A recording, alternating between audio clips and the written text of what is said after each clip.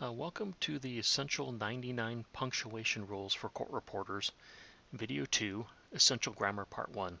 I'm Ken Wick. Let's get started. So I'm going to start off with a quote that says, Margie Wakeman Wells, said, "I believe that it is not possible to punctuate well without understanding the basics of grammar and sentence structure. Therefore, before we dive into the 99 rules, I'm going to start off with a brief series on grammar and sentence structure or sentence styles. So this video will cover the required grammar skills necessary to punctuate well. Sections G1 and G2 of the ebook, which are section G1, the 8 English parts of speech, G1-1, English sentence word order, and G2, clauses and phrases. So to punctuate well, you need the ability to identify independent clauses, identify dependent clauses, determine if a sentence element is essential or non-essential. Sometimes they'll call that restrictive and non-restrictive. You'll need the ability to identify verbal phrases, to identify prepositional phrases, and identify conjunctions. And the different types of conjunctions are coordinating conjunctions, subordinating conjunctions, conjunctive adverbs, and transitional expressions. So let's briefly cover the 8 English parts of speech. You have nouns, which are just persons, places, or things. And the subgroup is just proper nouns, which are just specific persons, places, or things. And note that proper nouns are always capitalized. Pronouns, these substitute for nouns, he, she, it. Verbs express action or state of being. So the verb to be is, was, are. It's just a state of being. Sometimes is, are, and were, was, they're called linking verbs. Adjectives. Adjectives modify nouns or just describe nouns. So you could say the big ocean. Adverbs. These modify or describe verbs, adjectives, or other adverbs. Examples of adverbs are slowly and not. And practically anytime you see a word ending in ly, it is an adverb. Conjunctions. Conjunctions join words, phrases, and clauses. Examples are and, but, and however. Prepositions. Prepositions just relate nouns and pronouns to other words. So examples of prepositions are on, above, over. Once you see a list of these, it'll be clear to you what words are prepositions. And the last one is interjections. These just express feeling. Wow, oh, and then you can probably list the 4-letter expletives under there too. Now what about English sentence word order? English actually has a preferred word order. That is subject, then verb, and then object. So that's usually abbreviated SV and O. So in a statement, or a sentence, when a sentence is a statement, you'll have just the normal subject, verb, object order. Questions like to flip the word order of verb, subject, object, or sometimes they'll do the subject, verb, object where the subject is who, what, who, etc. So in commands, usually just consist of verb and object. They don't have to. You could have will you please rise, but sometimes you can just have commands of stop, speak louder. There the subject you is implied. So just because you have a missing subject, don't think that you may not have a complete sentence. You may actually just have a sentence type that is a command. So how do we identify the subject and verbs? So the easiest thing to do is to start with a verb and you say, what is the action? So when you look at a sentence, you say, what is the action? You will find the verb. To find the subject, you say, who or what is doing the action? And I have a couple examples after I cover this. And then find the object, and I've broken this down into direct objects and indirect objects. Probably for punctuation, it's not really necessary to be able to identify the direct object, and I'll get down to it, the indirect object. It's really about being able to identify if you have a subject and a verb. So, but just for sake of completeness of the subject, verb, object, identifying what is the verb, subject, and object. To identify the direct object, you say the who or what about the verb. And then for the indirect object, if there is one, there's not always an indirect object. In fact, there's not always an object. For the indirect object, you say the to or for whom about the verb.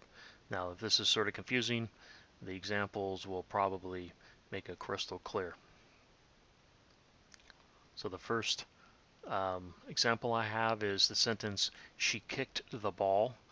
So here we actually have a sentence in subject, verb, object order. But let's identify them with the questions. First, you identify the action. You know, what is the action? The action is kicked. And identify the subject, you say who or what kicked. She kicked. And then for the direct object, you say she kicked what? The ball. My second example, the sentence is, I gave him the money. This is also in subject, verb, object order.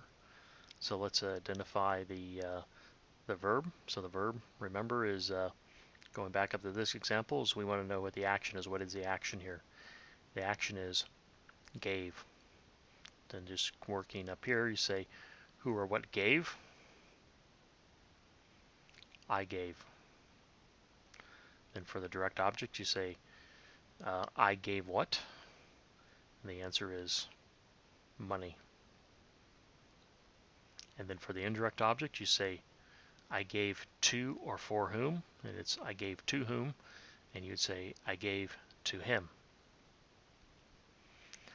So that's how you identify the subject, verb, and object in sentences. So examples of the parts of speech. Now, I wrote this nice long sentence and I made sure I had all 8 English parts of speech. And no doubt someone may look at this and go, oh, I don't know how to identify the 8 English parts of speech. What I do is I usually I like to identify what I call the core of the sentence, the subject, verb, and object. And once I have those, I relate the other words to those. So, you know, if I can identify the verb and the word is, you know, describing the verb, I know it's an adverb. If it's a subject or an object, subjects and objects are nouns. So therefore, these would be probably adjectives. So what is the core sentence here? The core sentence is, I highlighted them because you can say what is the action. The action is actually handed. Or maybe I want to say the core of the sentence when you read it, while the old man carefully and slowly handed her 2 books on the oak table. The core sentence, if you could almost get rid of all the other words, is the man handed her books.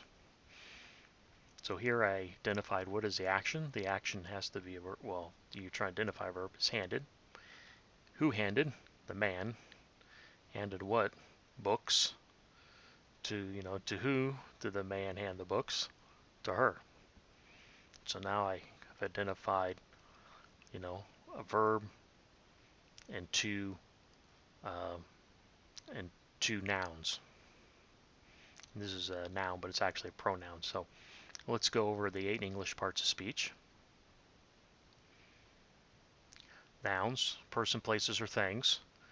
So here we actually have 3 nouns. If you went through here, this table is actually a noun, person, place, or thing, and this is a thing. If you went through here and identified and you went and said, what is a person, place, a thing, what by? Went with each word, you'd identify 3. But I already know 2 of them because I reduced the sentence down to its core elements. Pronoun is her. I identified this.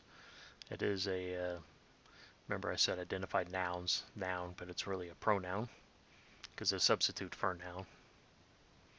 We really don't know who her is. Maybe it was probably identified in a previous sentence if you were reading this in literature. Adjectives describe nouns. And if you don't know, adjectives usually precede nouns. So if we look at the words that precede nouns, you have old, or the easy to identify ones are old and oak. But the words to, or here to, is actually describing books. It's actually an adjective. And the is actually an adjective. It's a specific type of adjective. It's actually called an article, but it is an adjective. So we have the adjectives are the, and this occurs twice, old, to, and oak. The verb we already identified, we identified by what is the action. There's no other verbs. Adverbs. Here we have slowly and carefully, or describing handed. Remember I said earlier, anytime you see a word ending in ly, we know it's a adverb.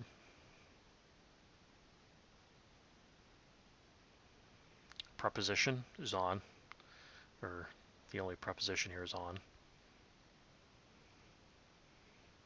Conjunction and, right here.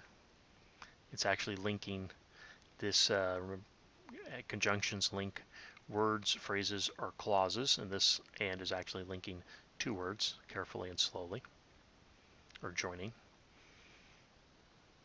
And the interjection wow. So clauses and phrases. So what's the difference between a clause and a phrase? Well, the difference is a clause is a group of related words that contains a subject and a predicate. A predicate is just a verb and any modifiers or what they call complements. So you can think of this as a verb if you really want to. So a clause contains a subject and a verb.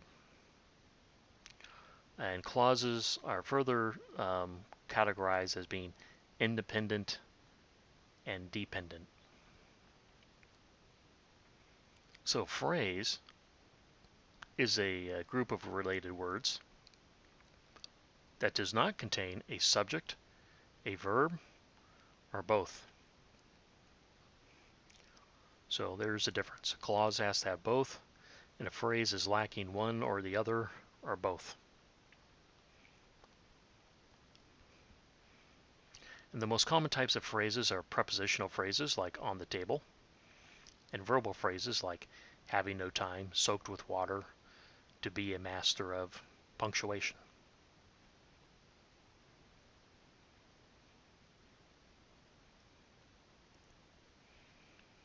And the third type of clause, or maybe say, already called clauses, phrases, but the second type of clause, or maybe, the second type of clause I want to cover is the elliptical clause. So an elliptical clause is a grammatically incomplete clause that represents a complete clause. It lacks a subject, predicate, or both. The missing elements are understood from context. Now you could be saying, well, what's the difference between an elliptical clause and a phrase? Well, as you study this, it'll become apparent to you what the difference is because of how they are, or the words that are used